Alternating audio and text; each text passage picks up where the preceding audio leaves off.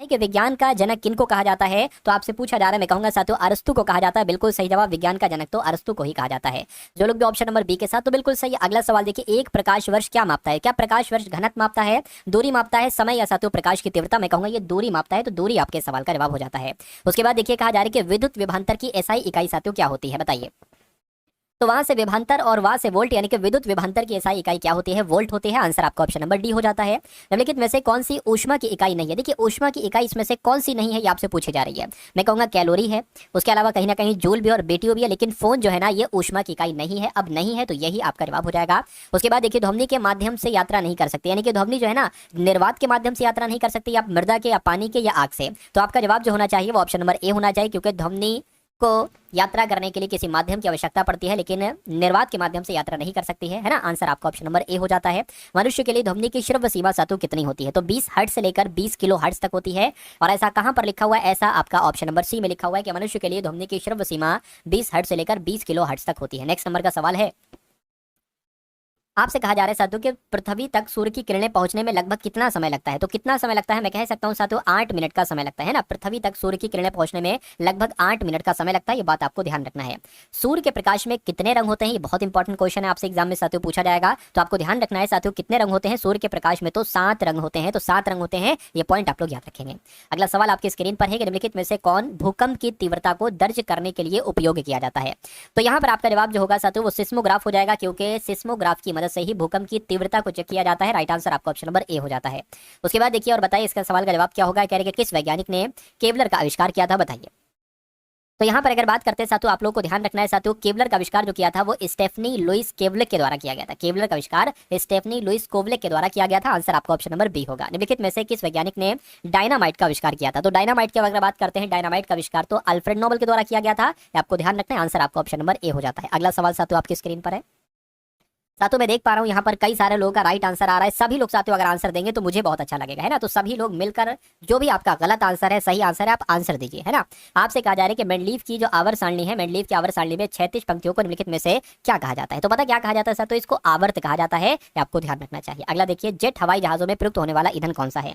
तो जेट हवाई जहाजों में तो केरोसिन का इस्तेमाल किया जाता है। ईंधन के रूप में किसका इस्तेमाल किया जाता है? केरोसिन का इस्तेमाल किया जाता है। पर्यावरणीय प्रदूषण का मुख्य कारण साथियों इसका उपयोग होता है। तो किसका उपयोग होता है? मैं कहूंगा पर्यावरणीय प्रदूषण का मुख्य कारण जो होता है वो जीवाश्म ईंधन का उपयोग करना ही पर्यावरणीय प्रदूषण का मुख्य कारण है कहीं ना कहीं। इसलिए सही जवाब आपका ऑप्शन नंबर ए। तो न्यूट्रॉन, ये तो बहुत आसान सा सवाल है और सैकड़ों बार मैं भी बता चुका हूं, सैकड़ों बार आपके एग्जाम में भी आ चुका है, और जिनका भी आंसर ऑप्शन नंबर ए के साथ है मैं कहूंगा बिल्कुल सही है। उसके बाद देखिए अगला सवाल है आपकी स्क्रीन पर। आपसे कहा जा रहा है कि एटम बम का आविष्कार किसके द्वारा किया गया, बताइए भाई। बात करते हैं साथियों तो रॉबर्ट जे ओपनहीमर इनका नाम है, और इन्होंने ही एटम बम का आविष्कार किया था। आंसर है साइटोलॉजी के अंतर्गत किसका अध्ययन किया जाता है, बताइए। देखिए कोशिका के अध्ययन को साइटोलॉजी कहते हैं। कोशिका क्या अध्ययन जो किया जाता है उसको साइटोलॉजी के नाम से ही जाना जाता है। राइट आंसर आपका ए हो जाता है। डीएनए मुख्य रूप से कोशिका के गोल्जी काय में संग्रहित रहता है, कोशिका द्रव में, प्लाज्मा झिल्ली में, या साथियों केंद्रक में? तो यहाँ पर आपका जवाब जो होगा साथियों वो केंद्रक हो जाएगा, यानी कि डीएनए मुख्य रूप से कोशिका के केंद्रक में संग्रहित रहता है। आंसर आपका डी है। अगला देखिए, माइटोकॉन्ड्रिया शब्द किसके द्वारा दिया गया था, बताइए। माइटोकॉन्ड्रिया शब्द की अगर हम बात करते हैं ना साथियों तो ये कार्ल बेंडा के द्वारा दिया गया था। किसके द्वारा माइटोकॉन्ड्रिया शब्द दिया गया? तो कार्ल बेंडा के द्वारा दिया गया। आंसर आपका बी होगा। उसके बाद देखिए, टमाटर में कौन सा विटामिन पाया जाता है, बताइए। टमाटर की अगर हम बात करें ना तो टमाटर में मैं कह सकता हूँ साथियों विटामिन सी पाया जाता है। तो टमाटर में कौन सा विटामिन? विटामिन सी पाया जाता है। आंसर आपका सी होगा। संतरे में बहुतायत में होता है, यानी कि संतरे में क्या पाया जाता है साथियों, बताइए। तो यहाँ पर भी विटामिन सी पाया जाता है संतरे में। उसके बाद देखिए कह रहे कि नींबू का खट्टा स्वाद इनमें से किसकी उपस्थिति के कारण होता है? तो नींबू का जो खट्टा स्वाद होता है ये होता है साइट्रिक अम्ल की वजह से। किसकी वजह से साथियों? साइट्रिक अम्ल की वजह से होता है। चलिए उसके बाद देखिए अगला सवाल, निम्नलिखित में से किस ब्लड ग्रुप को बॉम्बे ब्लड ग्रुप कहते हैं? बॉम्बे ब्लड ग्रुप किसको कहा जाता है? ग्रुप ए को कहते हैं, या ग्रुप ए बी को कहते हैं, है ना। डबल एच ग्रुप को कहते हैं, ए बी ग्रुप को कहते हैं। तो आपको यहाँ पर ये ध्यान रखना है, डबल एच ग्रुप को ही बॉम्बे ब्लड ग्रुप के नाम से ही जाना जाता है। रक्त समूह प्रणाली की खोज किसके द्वारा की गई साथियों, बताइए। रक्त समूह प्रणाली की खोज बताइए भाई। तो ये तो काम साथियों कार्ल लैंडस्टीनर के द्वारा किया गया था, यानी कि रक्त समूह प्रणाली की खोज कार्ल लैंडस्टीनर के द्वारा ही की गई थी। हाल ही में भारत सरकार ने बीएसआई का नेतृत्व करने के लिए किस वैज्ञानिक को नियुक्त किया है? तो आपका यहाँ पर जवाब साथियों जो होगा वो डॉक्टर कनत दास के साथ जाएगा, क्योंकि भारत सरकार ने बीएसआई का नेतृत्व करने के लिए कनत दास को नियुक्त किया है। क्वेश्चन इंपॉर्टेंट है। यानी कि अभी हाल फिलहाल में किस देश के फुटबॉलर सर्जियो बुस्केट्स ने 20 साल के फुटबॉल करियर के बाद संन्यास की घोषणा कर दी? यानी कि 20 साल तक साथियों इन्होंने खेल खेला और उसके बाद संन्यास की घोषणा कर दी। तो ये स्पेन के थे, सर्जियो बुस्केट्स इनका नाम था और ये 20 साल के फुटबॉल करियर के बाद इन्होंने अब संन्यास की घोषणा कर दी है। हाल ही में किस राज्य के लिए 500 नई अटल ट्विंकरिंग लैब की घोषणा हुई है? तो आपका जवाब जो जाएगा वो जम्मू कश्मीर के साथ जाएगा, क्योंकि अभी हाल फिलहाल में जम्मू कश्मीर के लिए ही 500 नई अटल ट्विंकरिंग लैब की घोषणा हुई है। हाल ही में अगस्त 2025 में अमेरिका को भारत का स्मार्टफोन निर्यात कितने प्रतिशत बढ़ा है? तो कितने प्रतिशत बढ़ा है? मैं कहूंगा 148% बढ़ा है। आंसर आपका बी होगा। किसने कृषि मीडिया पुरस्कार 2025 जीता है? तो ये तो साथियों अमशी प्रसन्न कुमार के द्वारा जीता गया है कृषि मीडिया पुरस्कार। किसने आयुर्वेद आहार उत्पादों के लिए लाइसेंसिंग पोर्टल लॉन्च किया है? मुझे बताइए। तो आपका जवाब साथियों क्या होगा? मैं कह सकता हूं FSSAI यानी कि FSAI ने ही आयुर्वेद आहार उत्पादों के लिए लाइसेंसिंग पोर्टल लॉन्च किया है। आंसर आपका भी होगा। ISSF जूनियर विश्व कप कहाँ शुरू हुआ है? तो ये कहाँ पर शुरू हुआ है? ये नई दिल्ली में शुरू हुआ है। तो नई दिल्ली में ही साथियों ISSF जूनियर विश्व कप शुरू हुआ है। आंसर आपका ऑप्शन नंबर सी हो जाता है। चलिए साथियों अगले नंबर का सवाल आपकी स्क्रीन पर है। आपसे कहा जा रहा है कि शीतल देवी ने विश्व तीरंदाजी पैरा चैंपियनशिप 2025 में कौन सा पदक जीता है? तो इन्होंने रजत पदक जीता है। तो रजत पदक आपका जवाब हो जाता है। यानी कि किस देश ने 31 मार्च 2026 तक चांदी के आयात पर प्रतिबंध लगाया है? तो ये काम तो किसने किया था? ये काम अपने देश भारत ने किया था। भारत ने ही 31 मार्च 2026 तक चांदी के आयात पर प्रतिबंध लगाया था। जूनियर विश्व रैंकिंग में शीर्ष पर पहुंचने वाली पहली भारतीय जूडो खिलाड़ी साथियों कौन बनी है? तो इनका नाम है हिमांशी टोकस और हिमांशी टोकस ही जूनियर विश्व रैंकिंग में शीर्ष पर पहुंचने वाली पहली भारतीय जूडो खिलाड़ी साथियों बनी है। नेक्स्ट नंबर का सवाल देखिए। कहा जा रहा है कि भारतीय वायुसेना के MiG-21 लड़ाकू विमानों को विदाई देने का समारोह कहां पर आयोजित हुआ है? तो साथियों चंडीगढ़ में आयोजित हुआ है। तो चंडीगढ़ आपके सवाल का जवाब हो जाता है। उसके बाद देखिए कहा जा रहा है कि PM मोदी ने किस राज्य की 75 लाख महिलाओं को 10-10 हजार रुपए हस्तांतरित किए हैं? तो यहाँ पर अगर बात करते हैं साथियों बिहार आपके सवाल का जवाब होगा। यानी कि PM मोदी ने बिहार राज्य की 75 लाख महिलाओं को 10-10 हजार रुपए हस्तांतरित किए हैं। विदेश मंत्री डॉक्टर S जयशंकर ने कहा FIPIC विदेश मंत्रियों की बैठक की मेजबानी की है? बताइए। तो पता साथियों कहां पर की है? न्यूयॉर्क में की है। यानी कि विदेश मंत्री डॉक्टर एस जयशंकर ने FIPIC विदेश मंत्रियों की बैठक की मेजबानी न्यूयॉर्क में की है। ये बात आपको मालूम होना चाहिए। कौन सा देश 2030 तक विश्व की पहली परमाणु ऊर्जा प्रणाली शुरू करेगा जो पुनर्चक्रित ईंधन का उपयोग करेगी? तो आपका जवाब साथियों यहाँ पर रूस हो जाएगा, क्योंकि रूस देश 2030 तक विश्व की पहली परमाणु ऊर्जा प्रणाली शुरू करेगा जो पुनर्चक्रित ईंधन का उपयोग करेगी। भारत ने किसे संयुक्त राष्ट्र AI उत्कृष्टता केंद्र के रूप में नामित किया है? बताइए। तो किसकी बात चल रही है? IIT मद्रास की बात चल रही है। मैं आपसे कह सकता हूं कि भारत ने IIT मद्रास को संयुक्त राष्ट्र AI उत्कृष्टता केंद्र के रूप में नामित किया है। उसके बाद देखिए कहा जा रहा है कि कहां तीर्थयात्रियों के लिए भारत का पहला AI आधारित कमांड सेंटर स्थापित हुआ है? तो आपका जवाब साथियों क्या होगा? तिरुमाला आपके सवाल का जवाब होगा। यानी कि तिरुमाला में तीर्थयात्रियों के लिए भारत का पहला AI आधारित कमांड सेंटर स्थापित किया गया है। उसके बाद देखिए किसे पीरामल फाइनेंस का अध्यक्ष नियुक्त किया गया है? तो पीरामल फाइनेंस का अध्यक्ष किसको नियुक्त किया गया है आपसे पूछा जा रहा है, मुझे बताइए। तो इनका नाम है साथियों आनंद पीरामल और आनंद पीरामल को ही पीरामल फाइनेंस का अध्यक्ष नियुक्त किया गया है। नेक्स्ट नंबर का सवाल आपकी स्क्रीन पर साथियों। अभी कुछ देर बाद आपके सामने जो सवाल आएंगे वो रीजनिंग और मैथ्स के आएंगे, तो उन सारे सवालों को अच्छे तरीके से आप लोग जरूर देखिएगा।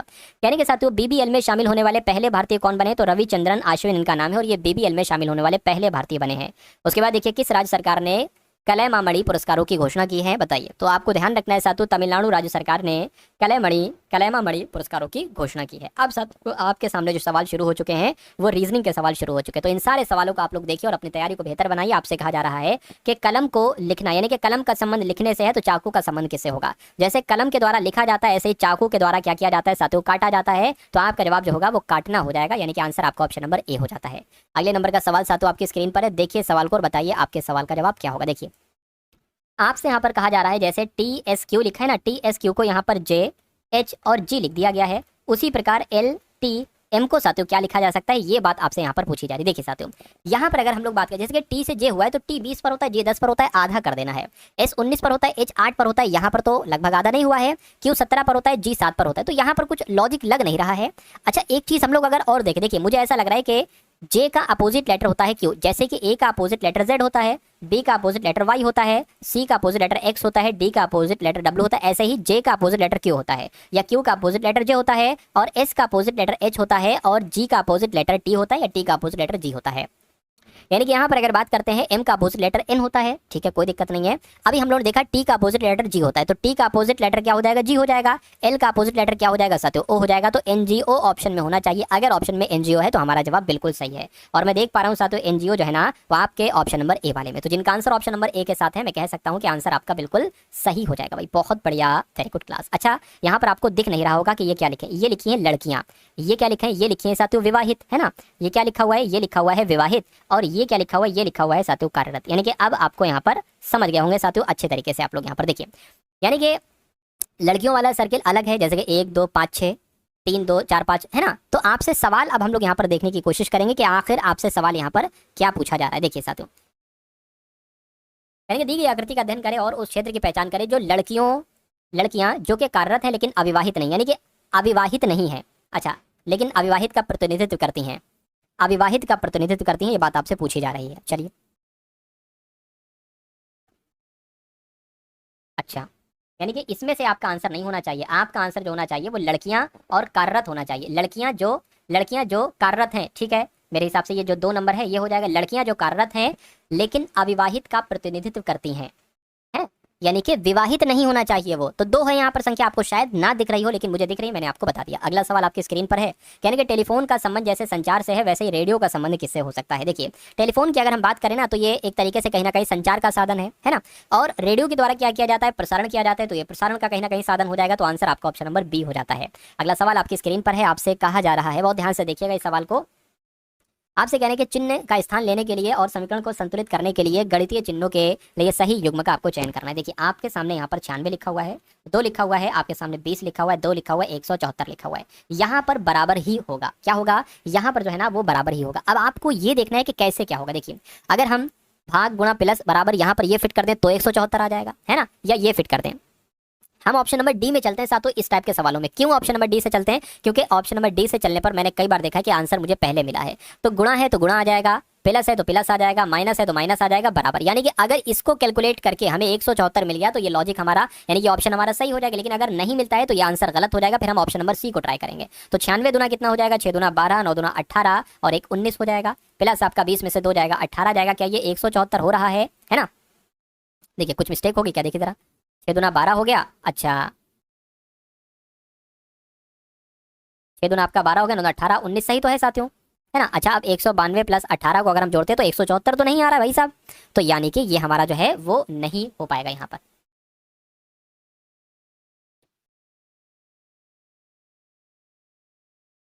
चलिए, और ऑप्शन को चेक करते हैं साथियों, इससे नहीं बना तो कोई दिक्कत नहीं है ना।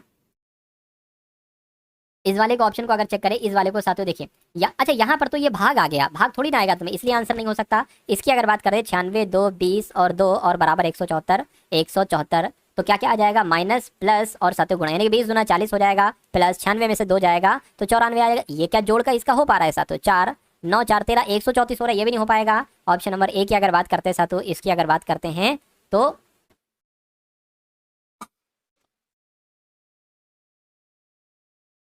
इसको कैलकुलेट कराइए। देखिए, 96 के भाग 2 से कितना हो जाएगा साथियों आपका, ये 2 चौकाट 2 अट्ठे 16 है ना, गुणा 20 प्लस आपका 2, ये तो बहुत ज़्यादा हो जाएगा भाई साहब। तो इसमें से कोई आंसर सही नहीं लग रहा है, यानी कि हो सकता हो इनमें कुछ गलती हो गई हो साथियों। खैर कोई बात नहीं साथियों, आपसे एक बात कही गई है कि ए ओ एम एच के और यू केंद्र के सामने मुंह करके एक सर्किल में बैठे हुए, ठीक है भैया, एक सर्किल में हमने इनको बैठा दें। कितने लोग हैं, 1 2 3 4 5 6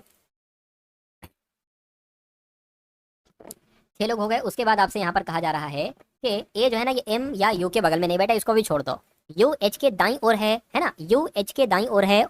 चलिए, यू एच के दाई ओर है, उसके बाद कहेंगे के जो है ना ये एम के बाई ओर है, ठीक है भैया, के एम के बाई ओर है, जो ओ के विपरीत है, जो ओ के विपरीत है, तो ओ के दाई कौन बैठा हुआ है, ये आपसे यहाँ पर पूछा जा रहा है। देखिए, सबसे पहले हम किसको यहाँ पर सॉल्व करें मुझे बताइए, इसको कर लेते हैं।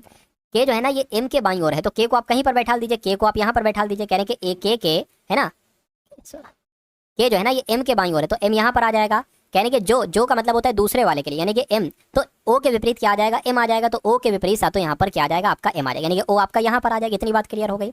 अब देखिए साथियों, कह रहे हैं कि एम या यू के बगल में नहीं बैठा है ए, तो ए जो है ना तो यहाँ पर बैठेगा, है ना, और की अगर बात करते हैं साथियों यू कहाँ पर आएगा, है ना।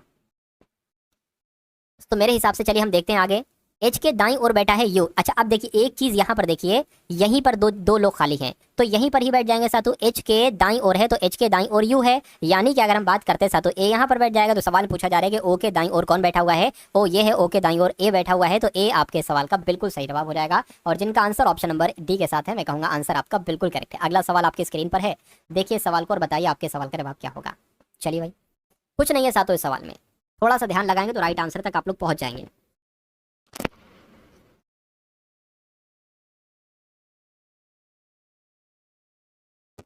चलिए भाई, आपसे यहाँ पर एक बात कही जा रही है कि ये दर्पण रखा हुआ है। क्या रखा हुआ है? ये एक दर्पण रखा हुआ है। अगर दर्पण में आप इस टाइप के एस को देखते हो तो वो कैसा दिखाई देगा? देखिए, टेढ़ा थोड़ी ना दिखाई देगा, ऐसा थोड़ी ना दिखाई देगा। हाँ, ऐसा करके दिखाई दे सकता है कुछ। तो ऐसा यहाँ पर भी नहीं बना हुआ है, यहाँ पर बना हुआ है। तो ये ऑप्शन नंबर बी आपके सवाल का जवाब होगा।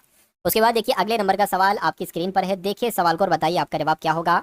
आपसे यहाँ पर कहा जा रहा है कि ए बी सी डी और ई एक पंक्ति में बैठे हुए हैं, ठीक है। सी जो है ना, ये डी और ए के बीच में। तो एक पंक्ति सबसे पहले बना लेंगे और यहाँ पर 5 लोग हैं तो 5 लोग की हम जगह भी बना लेंगे। 1 2 3 4 और एक 5 हो गया। देखिए, आपसे कह रहे हैं कि सी जो है ना, ये डी और ए के बीच में है। ई ना तो अंत में है और ना ही डी के बगल में है, और बी के बाईं ओर है। कौन भाई बी के बाईं ओर है? देखिए, सी जो है ना, सी जो है ना, ये डी और ए के बीच में है, ठीक है। उसके बाद कहने के ई ना तो अंत में है ना, और ना ही डी के बगल में है, ना ही डी के बगल में है, और यहाँ पर बी के बाईं ओर है। और अच्छा, मतलब बी के बाईं ओर है जो अंतिम है, बी के बाईं ओर है जो अंतिम है। अब जो अंतिम है का मतलब कौन है? बी की ही यहाँ पर जिक्र कर रहा है, यानी कि बी जो है ना वो अंतिम रूप से है एक तरीके से। चलिए कोई दिक्कत नहीं, इसको भी अभी देख लेंगे। सी डी और ए के बीच में, इसको थोड़ा रिस्क लेके आप करने की कोशिश कीजिए। सी जो है ना, ये डी और ए के बीच में, तो इसको कहीं पर भी आप बैठा दीजिए साथियों, है ना। मान लीजिए अगर हम सी को यहाँ पर बैठा दे तो कह रहे कि डी और ए के बीच में है सी, तो डी को आप कहाँ पर बैठा सकते हैं साथियों? मान लीजिए यहाँ पर बैठा दे डी और ए। हो ये भी सकता था, ए इधर होता डी ये होता, लेकिन हमने रिस्क लिया। कह रहे कि ई ना तो अंत में है, ठीक है भैया, ई ना तो अंत में और ना ही डी के बगल में है। अच्छा, डी के बगल में यानी कि आपका जो है ई यहाँ पर भी नहीं होगा, है ना। तो जाहिर सी बात है कि ई कहाँ पर होगा? यहाँ पर हो जाएगा, ठीक है भैया, यहाँ पर हो जाएगा। कह रहे ना ही डी के बगल में है, ठीक है। कह रहे कि बी के बाईं ओर है जो अंतिम है, यानी कि बी जो है ना वो अंतिम है, तो बी अंतिम है साथियों। अच्छा, और बाईं ओर है ना, ठीक है। तो यहाँ पर आ जाएगा, कह रहे कि डी के दाईं ओर कहना है। मैं साफ साफ देख पा रहा हूँ साथियों, डी के दाईं ओर यहाँ पर कौन है? सी है। तो सी आपके सवाल का जवाब हो जाता है। अगला सवाल आपकी स्क्रीन पर है, देखिए सवाल को और बताइए आपके सवाल का जवाब क्या होगा। कहने के 4 शब्द दिए गए हैं जिनमें से 3 किसी तरह से समान है जबकि एक अलग है। असंगत वाले को बताना है। आपसे पूछा जा रहा है स्कार्फ, दास्ताने, धूप चश्मा, स्वेटर, सबसे अलग क्या है बताइए। चलिए देखिए, स्कार्फ हो गया, दास्ताने हो गए, स्वेटर हो गए, ये सब सर्दी में इस्तेमाल की जाने वाली चीजें हैं। जबकि धूप चश्मे की अगर बात करते हैं तो ये तो गर्मी में इस्तेमाल की जाने वाली चीज है, यानी कि आपका आंसर जो जाएगा वो ऑप्शन नंबर सी के साथ जाएगा। उसके बाद देखिए साथियों, अगले नंबर का सवाल आपके स्क्रीन पर है। आपसे कहा जा रहा है कि जैसे कि यहाँ पर 81 आ गया, यहाँ पर 100 आ गया, यहाँ पर 121 आ गया, तो यहाँ पर कौन सा नंबर आएगा? आपको नहीं दिख रहा है साथियों? क्या ये 9 का स्क्वायर है? क्या ये 10 का स्क्वायर है? क्या ये साथियों 11 का स्क्वायर है? तो 9 10 और 11 12, यानी कि यहाँ पर जो आएगा वो 12 का स्क्वायर हो जाएगा। 12 का स्क्वायर कितना होता है? 144 होता है। तो 144 कौन से ऑप्शन में है? ऑप्शन नंबर डी वाले में है। उसके बाद देखिए अगला सवाल। अब यहाँ पर साथियों जो सवाल आपकी स्क्रीन पर आया है ना, वो कथन और निष्कर्ष वाला सवाल आया है। तो इस कथन और निष्कर्ष वाले सवाल को भी आप लोग अच्छे तरीके से यहाँ पर देख लेंगे। आपसे कहा जा रहा है यहाँ पर कथन और निष्कर्ष है, निष्कर्ष का एक ही है, अच्छा सॉरी, निष्कर्ष 2 ये है और निष्कर्ष 1 ये है।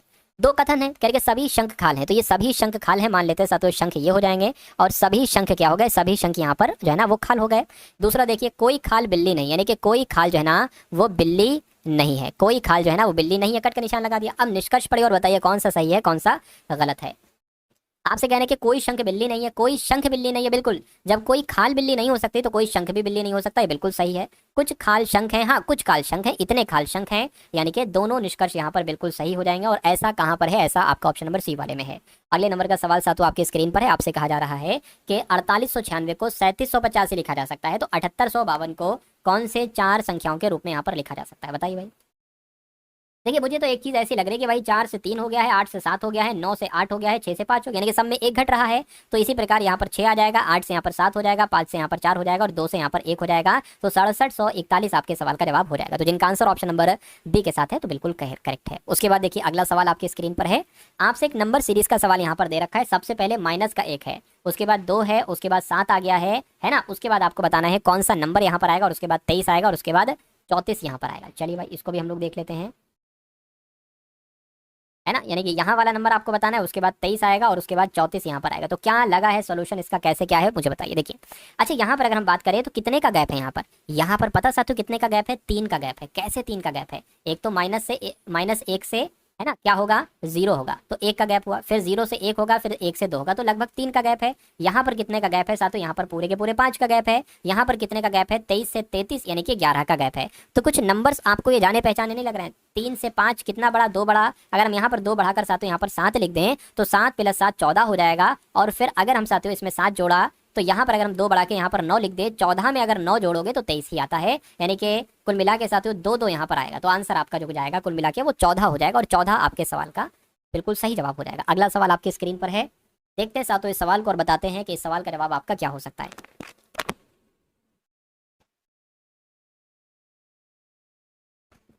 यानी कि एक निश्चित कोड भाषा में COLD को GSPH के रूप में कोडबद्ध किया जाता है, यानी कि COLD को GSPH लिखा जाता है। तो उसी प्रकार बताइए NOT को क्या लिखा जा सकता है। दिमाग लगा के आप लोग फटाफट मुझे यहाँ पर बता दीजिए क्या लिखा जा सकता है। और इसमें है कुछ नहीं साथियों, कुछ इस सवाल में नहीं है। सबसे पहले मुझे एक बात बताइए कि आपको प्लेस वैल्यू पता है, जैसे कि A 1 पर आता है, B का नंबर प्लेस वैल्यू 2 होती है, C की 3 होती है, D की 4 होती है, ऐसे ही Z तक आपको याद रखना है 26 होती है। तो C की 3 होती है, O की 15 होती है, L की 12 होती है, D की 4 होती है, G की 7 होती है, S की 19 होती है, P की 16 होती है, H की 8 होती है। तो देखिए 3 से 7 हुआ है, यानी कि पूरा पूरा कितना बढ़ाया गया है, 4 बढ़ाया गया है। 15 से यहाँ पर 19 हुआ है, 4 बढ़ाया गया है। L से 16 हुआ है, 4 बढ़ाया गया है। D से H हुआ है, 4 बढ़ाया गया है। तो इसमें भी 4 बढ़ाएंगे। N होता है 14 पर, 14 में 4 बढ़ाओगे 18, यानी कि R आ जाएगा। ठीक है भैया। O से 4 बढ़ाओगे तो S आ जाएगा। T में सातों 4 बढ़ाओगे तो कितना आ जाएगा, X आ जाएगा। तो RSX कहाँ पर लिखा हुआ है, RSX आपका ऑप्शन नंबर B में लिखा हुआ है, यानी कि B आपके सवाल का बिल्कुल राइट आंसर हो जाता है। समझ गए साथियों। चलिए भाई, अब अगले नंबर का सवाल आपकी स्क्रीन पर आपसे कह रहे हैं कि 4 अक्षर समूह दिए गए हैं, जिनमें से 3 किसी तरह से समान है जबकि एक अलग है। असंगत अक्षर समूह का आपसे चयन किया, यानी कि जो सबसे अलग है ना, वो आपसे यहाँ पर पूछा जा रहा है कि भैया सबसे अलग यहाँ पर कौन सा है, मुझे बताइए। देखिए प्लेस वैल्यू यहाँ पर आपको रखना होगी मेरे हिसाब से, जैसे कि C 3 पर है, E 5 पर है, G 7 पर है। उसी प्रकार R 18 पर है, S 19 पर है, या E 21 पर है, Y 25 पर है, A 1 पर है, और C 3 पर है, और L 12 पर है, N 14 पर है, P 16 पर है। देखिए 3 से 5 हुआ है, 5 से 7 हुआ है, यानी कि 2 2 का गैप हुआ है। 18 से 19 हुआ है, 19 से 21, इसमें 1 का गैप हुआ है। 25 से A, यानी कि Y से Z पर गए और Z से A पर आ गए, तो 2 का ही गैप हुआ है। और A से C पर, 1 से 3 पर 2 का गैप हुआ है। 12 से 14 और 14 से 16 2 का गैप हुआ है, इसमें 2 का गैप नहीं हुआ है। 18 से 19 में 1 का गैप हुआ है। तो सबसे अलग आपका जो होगा वो क्या होगा साथियों, वो आपका ऑप्शन नंबर C वाला हो जाएगा, और यही आपके सवाल का बिल्कुल करेक्ट आंसर हो जाता है। समझ गए साथियों इस सवाल को भी। उसके बाद देखिए अगले नंबर का सवाल है, यहाँ पर ये क्या आ गया साथियों, कथन निष्कर्ष वाला ही सवाल है ना। कथन आपके सामने यहाँ से कथन 1 शुरू है, कथन 2 ये है, फिर निष्कर्ष 1, निष्कर्ष 2, निष्कर्ष 3, 3 निष्कर्ष है। तो ऐसा सवाल आपके एग्जाम में आएगा। आपसे कहा जा रहा है कि भैया सभी बाघ जो है ना वो बिल्लियां हैं। ठीक है भाई, तो ये सभी बाघ जो होंगे साथियों, ये सभी के सभी बाघ क्या हो जाएंगे, ये सभी के सभी बाघ यहाँ पर बिल्ली हो जाएंगे। ठीक है। उसके बाद कहा जा रहा है सभी बाघ बिल्ली हैं, सभी बिल्ली जो है ना वो मार्जरियां हैं। ठीक है, सभी बिल्ली जो है ना वो मार्जरियां हैं। अब निष्कर्ष यहाँ पर हम लोग पढ़ते और देखते हैं कौन सा सही है कौन सा यहाँ पर गलत है। कह रहे कि कुछ मार्जरिया बाघ हैं, कुछ मार्जरिया बाघ है, बिल्कुल इतने मार्जरिया बाघ हैं, पहला सही हो जाएगा। सभी बाघ मार्जरिया है, सभी बाघ मार्जरी, ये बात भी बिल्कुल सही है। कुछ मार्जरिया बिल्ली है, कुछ मार्जरिया बिल्ली, इतनी मार्जरिया बिल्ली है भी सही, यानी कि यहाँ पर तो तीनों सही है। और ऐसा कहाँ पर लिखा हुआ है, ऐसा आपका ऑप्शन नंबर ए वाले में लिखा हुआ है। तो जो लोग ऑप्शन नंबर ए के साथ हैं, मैं कहूंगा कि आपका आंसर यहाँ पर बिल्कुल सही हो जाएगा। चलिए उसके बाद देखिए साथियों अगले नंबर का सवाल आपकी स्क्रीन पर आ चुका है। आपसे कहा जा रहा है कि 400 मीटर लंबी एक ट्रेन है, 20 सेकंड में एक पोल से गुजरती है। ट्रेन की गति साथियों क्या होगी, ये आपको यहाँ पर बताना है। देखिए इसमें गति पूछी जा रही, गति कह लो या चाल कह लो, बात एक ही है। यानी कि चाल बराबर क्या होता है, चाल बराबर आपका होता है साथियों दूरी बटा समय। चाल बराबर क्या होता है, दूरी बटा समय होता है। ठीक है, तो दूरी की अगर बात करते हैं, दूरी कितनी है, 400 मीटर की दूरी है, समय कितना है 20 सेकंड। लेकिन दिक्कत यहाँ पर यह है कि गति आपको किलोमीटर प्रति घंटे में दे रखी है। तो चाल निकालिए, 0 से 0 2 सेकंड करेंगे 20 आ जाएगा, यानी कि चाल आपकी जो निकली है वो 20 मीटर प्रति सेकंड की निकली है। तो 20 मीटर प्रति सेकंड को किलोमीटर प्रति घंटे में कैसे बदलेंगे, कभी भी अब अगर मीटर प्रति सेकंड की चाल को किलोमीटर प्रति घंटे में बदलना होता है तो उसको 18/5 से उसकी गुणा कर देते हैं। तो 5 चौक 20 हो जाएगा, 18 चक्को कितने हो जाएंगे साथियों, 72 हो जाएंगे, यानी कि 72 किलोमीटर प्रति घंटा की चाल ये बड़े हो बदल गई। तो 72 किलोमीटर प्रति घंटा कहाँ पर लिखा हुआ है, ये आपका ऑप्शन नंबर बी में लिखा हुआ है, यानी कि यही आपका जवाब हो जाएगा। नेक्स्ट नंबर का सवाल आपकी स्क्रीन पर कह रहे 27 वस्तुओं की लागत, 27 वस्तुओं की लागत 18 वस्तुओं के विक्रय मूल्य के समान है, तो लाभ क्या होगा। ये लागत मूल्य कह लो या ये क्रय मूल्य कह लो, है ना, क्रय मूल्य कह लो। अब देखिए 27 वस्तुओं का की क्रय मूल्य, तो 27 वस्तुओं का चलो लागत मूल्य ही लिख देते हैं। 27 वस्तुओं का जो लागत मूल्य है ना, ये किसके बराबर है, ये 18 वस्तुओं के, है ना, सॉरी वस्तु ना लिखो, सीधे क्रय मूल्य लिख दो, है ना। तो आपसे क्या कहा जा रहा है कि 27 वस्तुओं की जो लागत मूल्य है ये 18 वस्तुओं के विक्रय मूल्य के बराबर है। अच्छा, यहाँ से हम पता क्या निकाल सकते हैं, यहाँ से हम क्रय मूल्य और विक्रय मूल्य निकाल सकते हैं। कैसे, जैसे कि ये लागत मूल्य लिखा हुआ है, लागत मूल्य आ गया, है ना, लागत मूल्य आ गया, देखिए बराबर लिखा है तो क्रॉस मल्टीप्लाई हो सकती है, विक्रय मूल्य इसके नीचे आ जाएगा, है ना, विक्रय मूल्य जो होगा वो इसके नीचे आ जाएगा। और बराबर इधर 18 था, बटे में क्या आ जाएगा, बटे में 7 27 आ जाएगा। यानी कि अगर लागत मूल्य 18 है, किसी चीज को आपने बनाया है, खरीदा है 18 रुपए में, आप बेच रहे हो 27 रुपए में, कितने का प्रॉफिट हो रहा है, सीधे सीधे 9 रुपए का प्रॉफिट हो रहा है। तो बस इसी लाभ को प्रतिशत में बदलना है। प्रतिशत में बदलने के लिए 100 से गुणा करेंगे, नीचे आपका क्या आ जाएगा, क्रय मूल्य आ जाएगा। तो ये क्रय मूल्य लिख दिया, 9 कम 9, 9 दूना 18, 2 से कट करेंगे 50 आ जाएगा। यानी कि लाभ प्रतिशत जो होगा वो 50% का लाभ प्रतिशत होगा। और ऐसा कहां पर लिखा हुआ है, ऐसा तो आपका ऑप्शन नंबर बी में लिखा हुआ है। तो जो लोग यहां पर ऑप्शन नंबर बी के साथ है, मैं कह सकता हूं कि आंसर आपका बिल्कुल सही हो जाएगा। और मैं देख पा रहा हूं साथियों कई सारे लोग का, कुछ लोग का आंसर यहां पर सही है, कुछ लोग पिछले वाले सवाल का भी उन्होंने आंसर यहां पर बताया है। खैर नेक्स्ट नंबर का सवाल अब हम लोग यहां पर देखते हैं। सिंप्लीफिकेशन का सवाल है, एक सवाल कम से कम एक सवाल तो सिंप्लीफिकेशन का निश्चित तौर पर आएगा। चलिए भैया, तो ये हो सकता हो साथियों कुछ मिस्टेक हो, मैं यहाँ पर सही तरीके से लिख देता हूँ। देखिए 64/2 है, गुणा ब्रैकेट के अंदर साथियों 9 है ना, ब्रैकेट के अंदर क्या है, अगर बात करते हैं साथियों, ब्रैकेट के अंदर आपका 9/3 है, फिर गुणा 3 है, भाग 9 है, माइनस 32 है। इसको कैलकुलेट करके साथियों मुझे बताइए। देखिए 2 से अगर कट करते हैं तो 2 तियां और 2 दूना हो जाएगा, गुणा 3 से कट करते हैं 3 तियां 9 हो जाएगा, है ना, और गुणा 3 हो जाएगा। ठीक है भैया, 3 आ गया। अच्छा यहाँ पर तो ये आ जाएगा, यहाँ पर ये आ गया, और माइनस क्या हो जाएगा 32। देखिए 3 से कट होगा 3 तिया 9, इस 3 से 3 कैंसिल हो जाएगा, यानी कि 32 माइनस 32, ये तो 32 माइनस 32 आ गया, 32 माइनस 32 तो 0 होता है। तो 0 भी तो ऑप्शन में है, 0 ऑप्शन नंबर सी वाले में है। तो आपका जवाब जो होगा वो ऑप्शन नंबर सी हो जाता है। अगला सवाल आपकी स्क्रीन पर है, बस कुछ क्वेश्चन साथियों और बाकी है, इससे तैयारी आपकी बढ़िया हो जाएगी। चलिए भाई,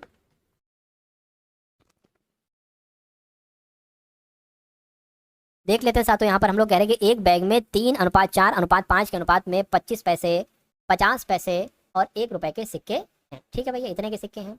यदि सभी का कुल मूल्य 31 रुपया है तो बैग में 1 रुपए के कितने सिक्के हैं। बैग में 1 रुपए के कितने सिक्के हैं, 5 सिक्के हैं। और इनको हम क्या मानेंगे, इनको हम साथियों 3x/4x/5x मानेंगे।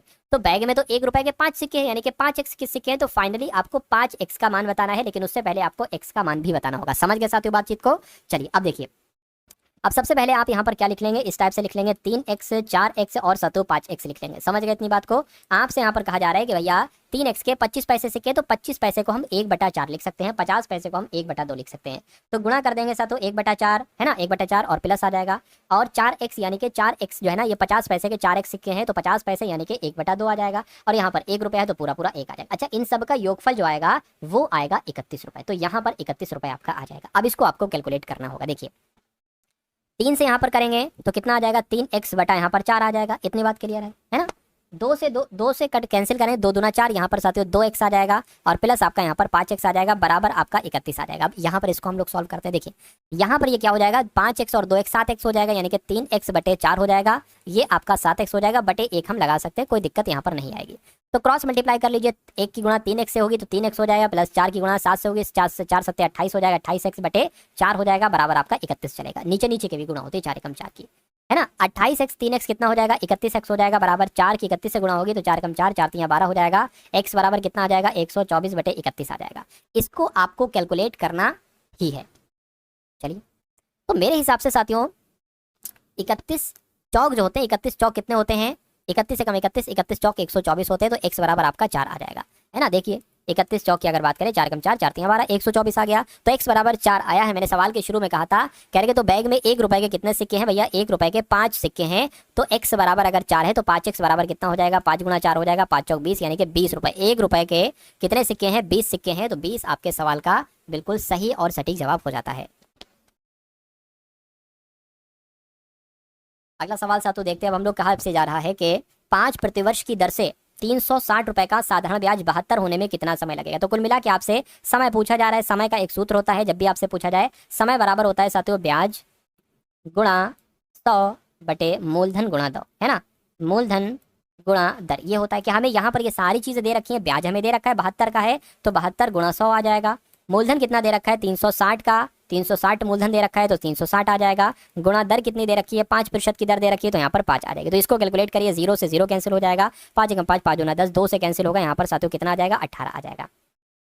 और 18 चौक कितने होते हैं, 72 होते हैं। यानी कि मैं कहूँगा समय कितना निकलेगा, समय आपका 4 वर्ष का निकलेगा। तो 4 वर्ष कौन से ऑप्शन में। तो दोस्तों ये वीडियो आप लोगों को कैसी लगी कमेंट बॉक्स में ज़रूर बताएं। वीडियो अच्छी लगे तो वीडियो को लाइक करें, और चैनल पर नए हैं तो चैनल को सब्सक्राइब करें।